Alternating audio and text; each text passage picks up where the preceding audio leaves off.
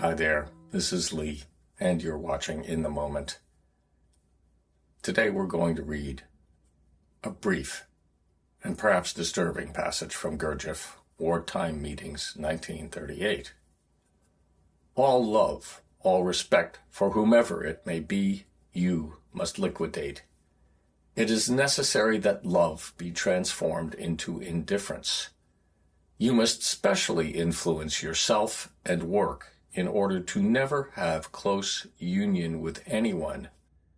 You must neither love nor esteem internally, nor have any sympathy or antipathy. I say internally, not externally. Externally, you must play your role, but not internally. Everyone who is strange to you, you must reject save persons of the same blood. Struggle in all ways. We must not change our contact with our fathers, mothers, etc. One shall change only the form of contact for our fathers, mothers, uncles, etc. It is the same blood. Strangers are of another blood, another source. Internally, they must be to us completely indifferent. One must be completely free of them without slavery. Externally, you can play a role and do what it is necessary to do. That is your business. But strive not to identify internally and to play a role externally. Well then, he goes on, and you can find the passage if you want to, but it's strange the way in which he tells us not to love others, isn't it? So what exactly did he mean by all of this? Well, in the first place, we need to look at the word indifference. This is the word that was used and is still used in some translations to express Meister Eckhart's word Gleichgültigkeit.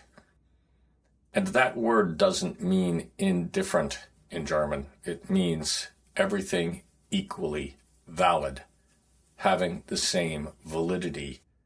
So what Gurdjieff actually means when he says indifferent is another word, and that's objective.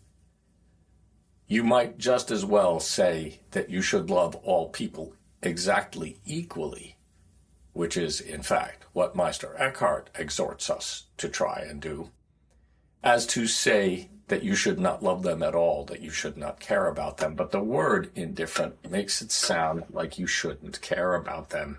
That's not the case. So that's one observation about this text. And the other one I'd like to make is that when he says people of the same blood, I don't think that he's just talking about our relatives, although there is a force there, a certain kind of energy that is important in this situation.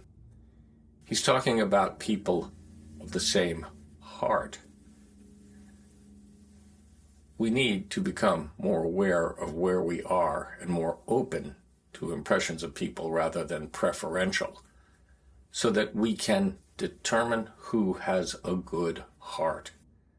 We have to let all vibrations from all of the creatures around us into us and evaluate them equally in order for the instinctive discrimination of our spiritual senses to identify those with a good heart and cleave to them.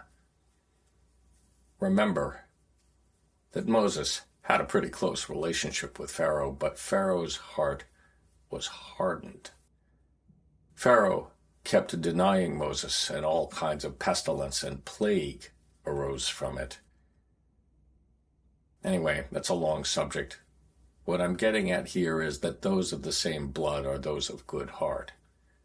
Use the sensitivity of your spiritual being to identify those people, for they are your true family, if you wish to be engaged in a work for love and being.